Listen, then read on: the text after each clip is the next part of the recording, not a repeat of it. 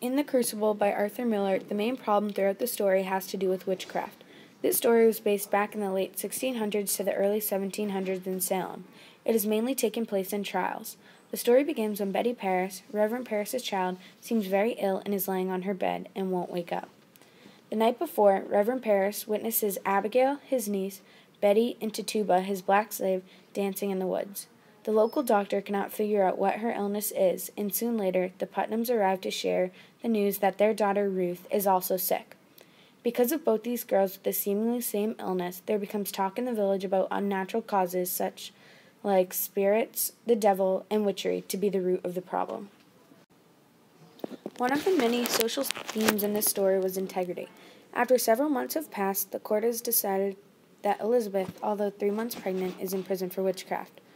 Proctor is scheduled to be hanged since he will not come forward and falsely admit to seeing spirits for his own life. Hale tries convincing everyone that if they come forward and admit, they will be free. But Proctor cares more about his identity and dying a hero than living a lie. In Newark, New Jersey, 2 police officers, Big Cat and Jesueli, have been followed to track the daily life of officers who focus on the stop and frisk methods of solving crime. Stop and frisk is when officers can stop anyone whenever they feel someone should be patted down, check to see if there is a warrant out for those people, and if they look suspicious. For many years, major cities have learned from statistics that this method is racially driven. However, Big Cat and Jesueli disagree with them, looking out for the people of color, but there is no doubt that 3 times the amount of those people of color get patted down than if you are white. It is also clear that these police officers using the stop and frisk method are using this to show their power. Some could say that this is being misused.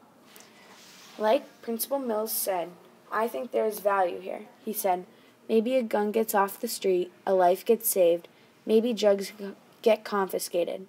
That's the pro. But then there are always the side effects." The stop and frisk method is an indirect witch hunt. This is because there is no specific target, but a certain type of race that seems to be targeted. A witch hunt is a search for a subsequent persecution of a supposed witch or a campaign directed against a person or group holding unorthodox or unpopular views. The stop and frisk method is supposed to be a method that searches for criminals or wrongdoings in society at any given time. It is supposed to catch people off guard if they really look suspicious or are seen doing unlawful things. However, the 2 officers that are on duty to stop and frisk others tend to target people of race. This is an indirect witch hunt because, as statistics show, 3 times as many people of color are stopped, while it has only showed that 12% of them are actually doing the unlawful acts. This is a contemporary witch hunt because in today's day and age, the police officers dealt with this method much differently than how it would have been dealt with during the time of witchcraft. During the time of witchcraft, it seems as though you could get away with many more unlawful acts much easier. However, not that society has really opened their eyes up to the racial divide and differences, it makes this witch hunt be very indirect. Some inferences that can be learned in society based on the Stop and Frisk article is that people assume the worst in others based on their race.